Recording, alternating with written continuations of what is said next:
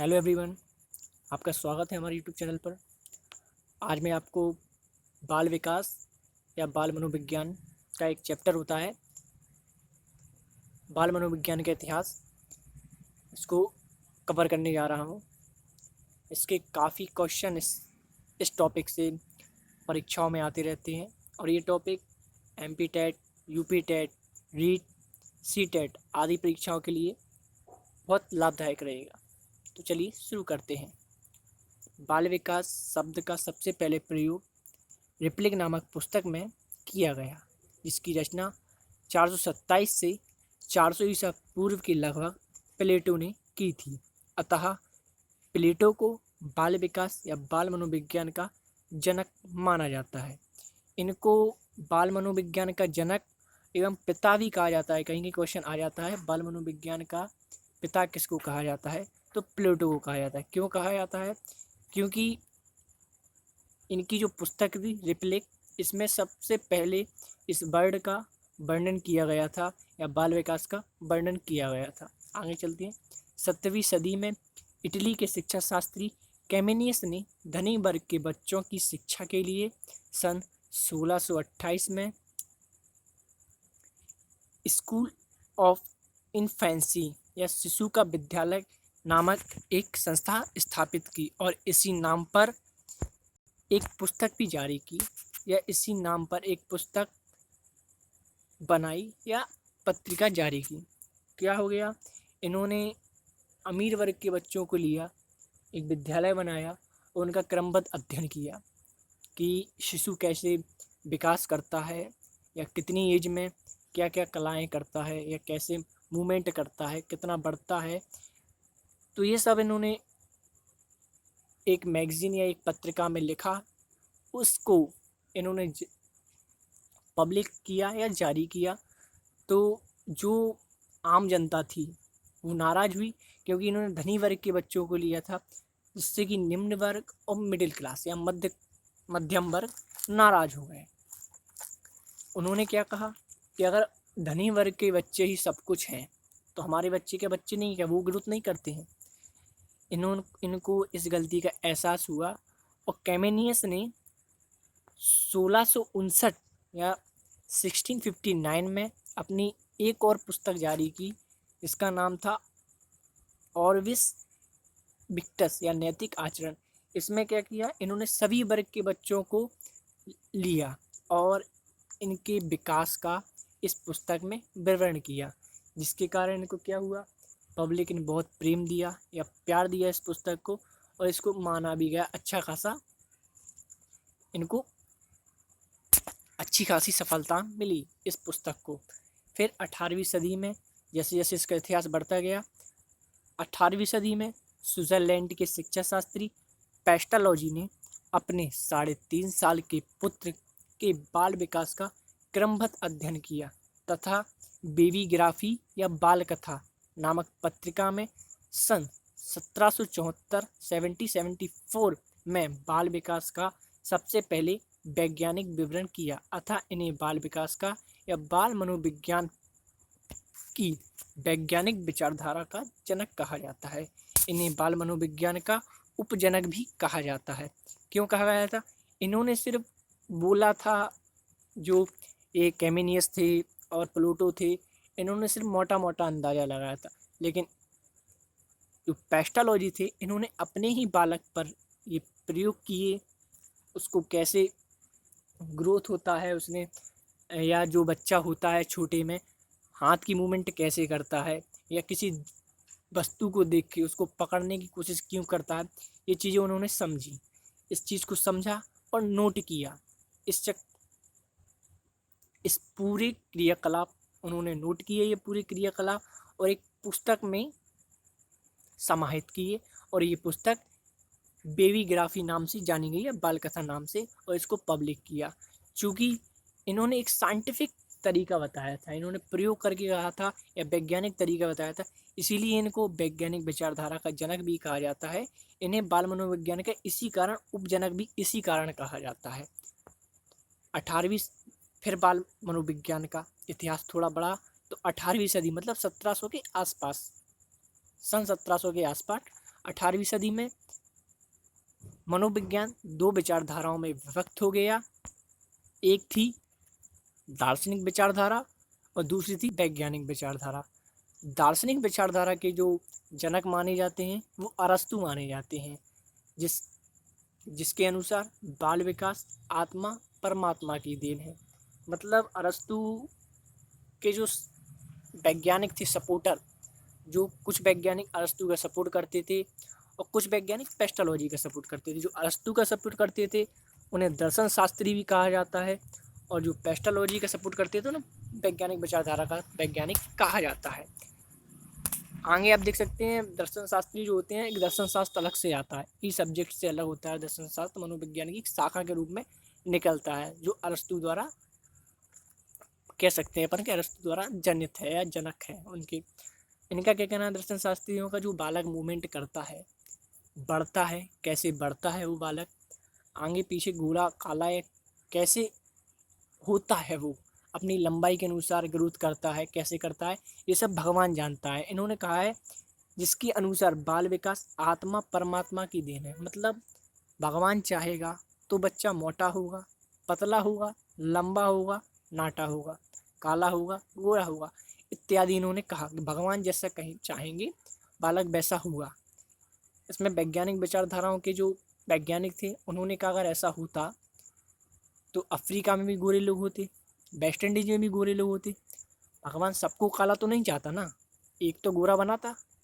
ऐसा तो नहीं है ना कि सारे के सारे काले हैं, कुछ तो गोरे होते। भगवान सबको काला क्यों चाहता है?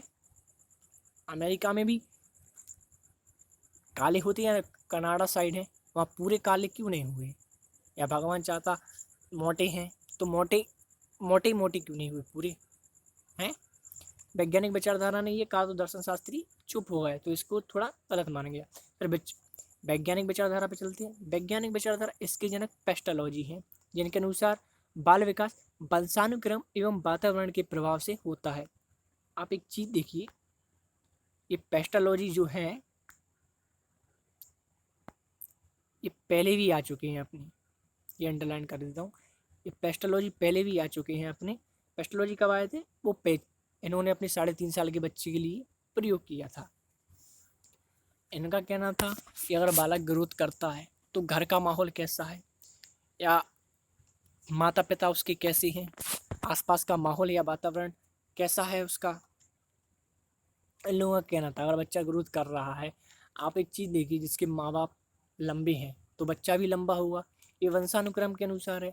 और अगर बच्चा लंबा है माना, लेकिन उसका जो वातावरण है वो गंदा है, तो बच्चा आप देखना अपराधी किस्म का होता है। और जिसका वातावरण बहुत अच्छा है घर का, तो बच्चा आप देख सकते हो एक अपन उस चीज़ को कह सकते हैं कि बच्चा सीधा साधा या सामान्य ज़िंदगी जीता है। और जिसके माँ बाप प्रतिभाशाली रहते हैं, बच्चा ही प्रतिभाशाली रहता है। इनका ये कहना था माँ बाप जो उनका वंश जैसा है वैसे ही वातावरण, और वातावरण जैसा है वैसे ही बच्चे होंगे।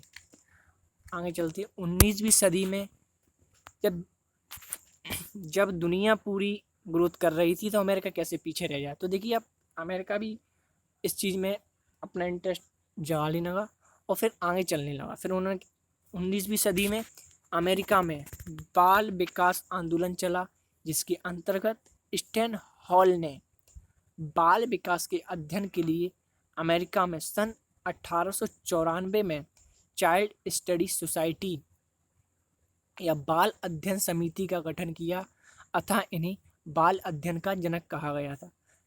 बाल अध्ययन का जनक क्यों कहा गया? देखो, ये पहली ऐसी सोसाइटी थी जिसमें साइंटिस्टों का एक ग्रुप बनाया गया, या साइंटिस्टों का या वैज्ञानिकों का एक समूह जिस पे काम करे। अभी जो थे वो अकेले अकेले आ रहे थे, साइंटिस्ट अपना अपना प्रमाण दे रहे थे और जा रहे थे। लेकिन अमेरिका में स्टैन हॉल ने क्या किया, एक पूरी सोसाइटी बनाई ना, 1894 में एक सोसाइटी बनाई जिसमें वैज्ञानिकों का समूह था और जो समूह उस पर काम कर रहा था। इसी कारण इन्हें बाल अध्ययन का जनक भी कहा जाता है। 20वीं सदी के आरंभ, अब देखिए आप एक चीज़ देखिए, अमेरिका का जो दुश्मन है वो जर्मनी है। आप इस चीज़ को जानते हैं, जब अमेरिका इतना ग्रोथ कर रहा था तो जर्मनी भी पीछे क्यों हटी। तो देखिए 20वीं सदी के आरंभ में बर्लिन, जर्मनी की राजधानी है बर्लिन में, बाल विकास पर एक अंतर्राष्ट्रीय बैठक आयोजित हुई इस बैठक में ही पहली बार सन 1904 में बाल विकास के लिए बाल मनोविज्ञान शब्द का प्रयोग किया गया। अब ये चीज़ आती है कि 90 बाल मनोविज्ञान शब्द का प्रयोग सर्वप्रथम कहाँ किया गया, कितने सन में किया गया, तो इसका आंसर होते हैं 1904। ठीक है ना, ये आंसर रहते हैं 1904 में सर्वप्रथम बाल मनोविज्ञान शब्द का प्रयोग किया गया, या बाल विकास के लिए बाल मनोविज्ञान शब्द का प्रयोग कहाँ किया गया, तो बर्लिन में किया गया, जर्मनी। ठीक है, चलिए आगे बढ़ते हैं। बाल मनोविज्ञान को सन 1908 में मनोविज्ञान की एक शाखा के रूप में शामिल किया गया। देखो 1908 से पहले क्या था, बाल मनोविज्ञान को एक टॉपिक या एक पार्ट के रूप में पढ़ाया जाता था, उसकी कोई स्पेशली शाखा नहीं थी। लेकिन 1908 के बाद जब बाल मनोविज्ञान या मनोविज्ञान अपनी चरम सीमा पर था और इतना लोकप्रिय हो रहा था सब्जेक्ट, जब इसको मनोविज्ञान की एक शाखा के रूप में या अलग से इसको बना दिया गया। ठीक है ना, आगे चलते। देखो भारत में बाल मनोविज्ञान का आगमन 1930 में कोलकाता विश्वविद्यालय के प्रोफेसर गीजू भाई के माध्यम से हुआ, अतः इन्हें भारतीय बाल मनोविज्ञान का जनक भी कहा गया। इन्हें बच्चे मूंछों वाली माता भी कहती थी। देखो भारत में बाल मनोविज्ञान का आगमन 1930 में किसके द्वारा किया गया या किसके द्वारा हुआ, तो गीजू भाई बच्चों से इतना प्रेम करते थे और इतने अच्छे से पढ़ाते थे बच्चों को कि ये बच्चों से इनका स्नेह था और बच्चों को इनसे स्नेह था। इसी कारण इन्हें बच्चे मूंछों वाली माता भी कहा करते थे। ये क्वेश्चन आता है कि मूंछों वाली माता किसको कहा जाता है, तो गीजू भाई को कहा जाता है। चलिए आगे बढ़ते हैं। 20वीं सदी में बाल मनोविज्ञान का प्रभाव इतना व्यापक हुआ कि अमेरिकी मनोवैज्ञानिक क्रो ने इसे निम्न रूप में परिभाषित किया गया। देखो 1904 में कितनी घटनाएं हुई, ठीक है ना। स्टैन हॉल ने एक समिति भी बनाई, जर्मनी में भी इसका एक समिति बनी, जर्मनी ने भी इसको, मतलब हर चीज़। अब क्या है, इस चीज़ को क्या है, कुछ वैज्ञानिकों ने अपने अपने तरीके से इसको परिभाषित किया। तो क्रो क्या है, ये दोनों पति पत्नी थे, क्रो, लेकिन इनका बाल मनोविज्ञान में इतना कोई, इन्होंने ऐसा कोई सिद्धांत वगैरह नहीं दिया, सिर्फ इन्होंने परिभाषाएं दी और इनकी परिभाषाएं महत्वपूर्ण भी हो जाती हैं इसी कारण कि मतलब वैसे नहीं थे, लेकिन हाँ कोई सिद्धांत वगैरह तो नहीं है इनका, लेकिन इन्होंने परिभाषाएं बहुत दी हैं इसमें। इनकी परिभाषाएं हो भी जाती हैं, महत्वपूर्ण भी हो जाती है, पूछ ली जाती हैं सीधी सीधी परिभाषा। तो चलो अपन कुछ परिभाषाएं पढ़ लेते हैं।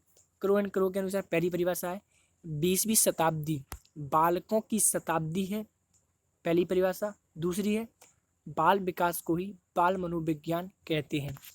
तीसरी है बाल मनोविज्ञान की वह शाखा है जो बालक के विकास का गर्भ अवस्था से लेकर किशोर अवस्था तक अध्ययन करती है। अब इसको समझ लो आप तीसरी परिभाषा को।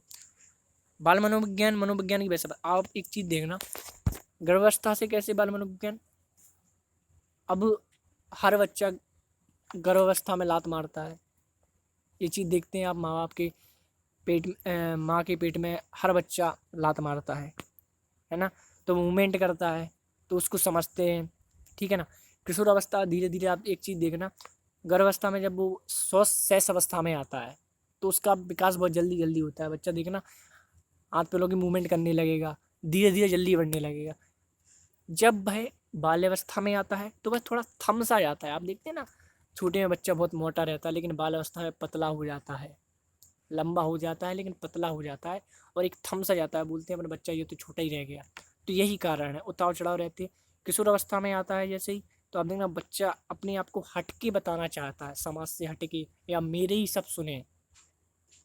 एक चीज़ देखना आप, किशोर अवस्था में आता है तो बच्चा बदल के कपड़े पहनने लगता है, या बदल के हर चीज़ मूवमेंट करने लगता है कि मैं सबसे अलग हटके दिखूं उस चीज़ को, ठीक है ना। चलिए आगे बढ़ते हैं। मतलब बाल वुडवर्थ, अब एक और है 2-3 वुडवर्थ। बाल मनोविज्ञान का तात्पर्य बालक के विकास के क्रमबद्ध अध्ययन से है। मतलब वो ये कि क्रमबद्ध मतलब क्या है, गर्भावस्था से किशोरावस्था तक ले जा रहे हैं। लेकिन क्रमबद्ध क्या है, पहले बाल अवस्था में किशोर गर्भावस्था से इसका अध्ययन करेंगे, फिर शैशव अवस्था से अध्ययन करेंगे, फिर शिशु अवस्था में आएंगे, फिर उसके बाद अपन देख सकते हैं कि बाल्यावस्था से किशोर अवस्था, वयस्क अवस्था, ये पूरी अवस्थाओं का वर्णन किया जाता है। जीन पियाजे ने क्या किया, नियंत्रित परिस्थितियों में बालक के विकास का अध्ययन करना ही बाल विकास है। नियंत्रित परिस्थितियों में, इसको सुन लीजिए, समझ लीजिए। नियंत्रित परिस्थितियों मतलब क्या है, जो